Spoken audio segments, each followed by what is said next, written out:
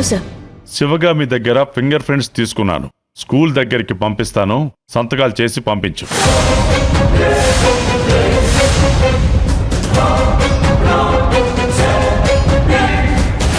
ఈసారి ఏదైనా తప్పు జరిగితే దాని పరిణామాలు మామూలుగా ఉండవు. సంతకాలు చేసేటప్పుడు జాగ్రత్తగా చెయ్యి. ఆచితూచి జాగ్రత్తగా సంతకం చేసి పంపించు. అర్థమైందా? అలాగే సార్.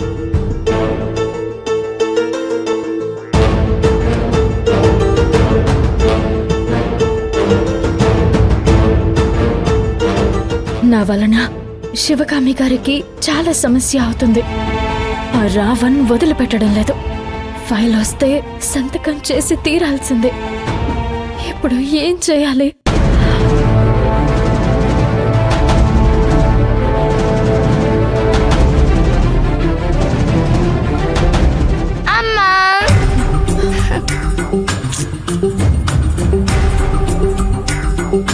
అమ్మా అమ్మా, ఎందుకు ఇలా ఉన్నావు? భవానీ, నేను కొంచెం డిస్టర్బ్ గా ఉన్నాను. వెళ్ళి బయట ఆడుకో. అమ్మా, నేను నీతో కొంచెం మాట్లాడాలి. అమ్మా, ఎక్కడికైనా షాపింగ్ వెళ్దామా? భవానీ, ఇప్పుడే చెప్పానుగా నేను డిస్టర్బ్డ్ గా ఉన్నానని. వెళ్ళు. రా అమ్మ, వెళ్దాం. భవానీ,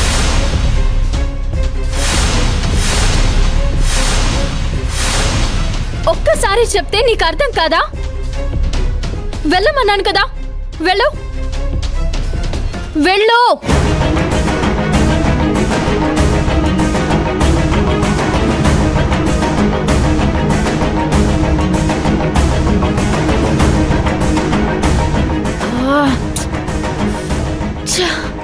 ఏమైంది నాకు? ఎందుకు నేను ఇలా ప్రవర్తిస్తున్నాను? అయ్యో,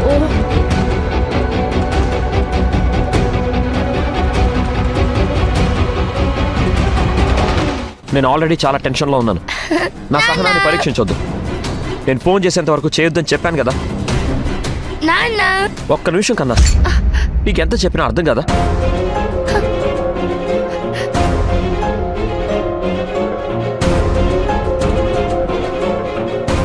భవానీ, పాలు తాగుతావా?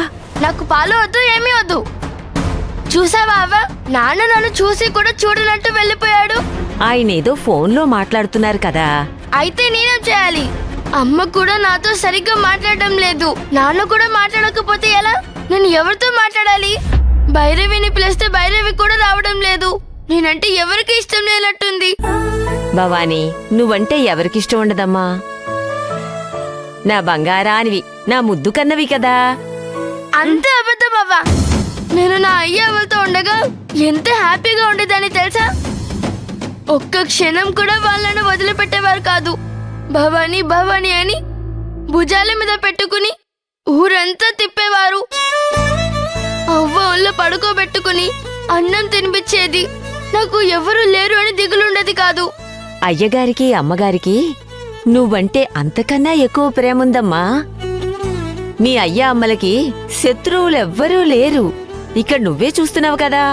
అమ్మగారికి అయ్యగారికి శత్రువుల మీద శత్రువులు. రోజూ ఏదో ఒక సమస్య ఉంటూనే ఉంటుంది. వాళ్ళని అర్థం చేసుకో తల్లి. మా ఫ్రెండ్స్ ఇంట్లో ఎవరు ఇలా లేరు. మన ఇంట్లోనే లాగా ఉంది. నాకు ఇంట్లో ఉండాలని అనిపించడం లేదు. భవానీ,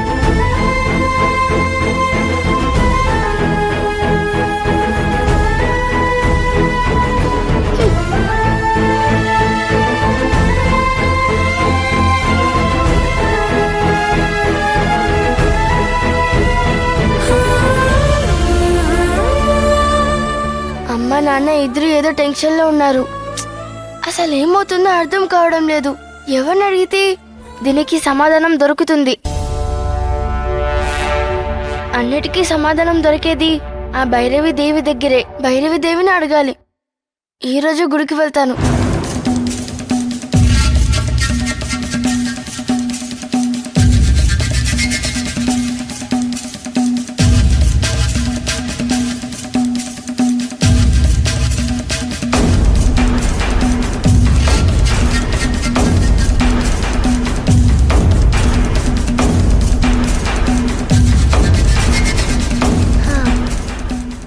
పగలగొట్టి డబ్బులు తీసుకుని గుడికి వెళ్ళొస్తాను. ఆ.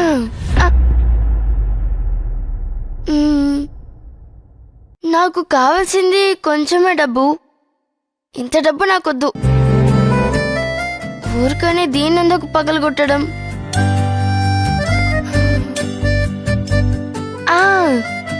నాన్న నాకు పాకెట్ మనీ ఇచ్చారు కదా, అదెక్కడ పెట్టాను?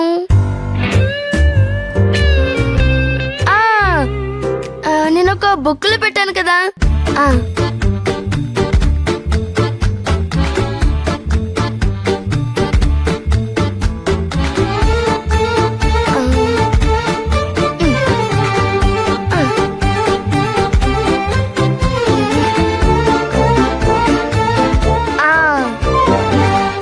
దీంట్లో ఉంది 100 రూపీస్, 200 రూపీస్, 300 రూపీస్, 400 రూపీస్. ఇంత చాలు.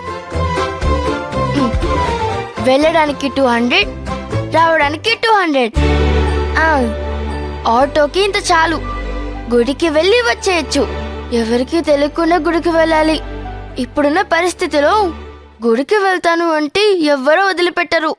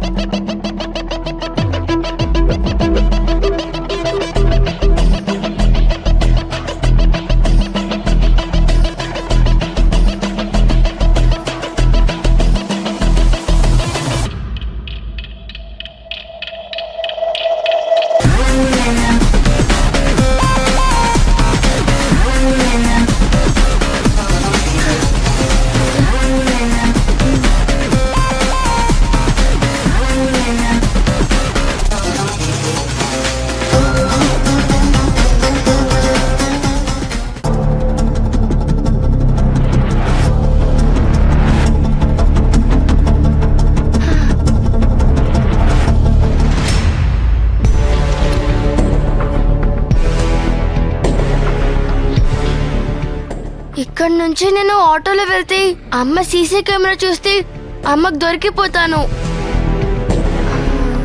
ఇక్కడ నుంచి ఇంకొంచెం నడుచుకుంటూ వెళ్ళి అక్కడి నుంచి ఆటోనో క్యాబ్లోనే వెళ్తే అమ్మకి నేను దొరకను. ఇలానే చేస్తాను.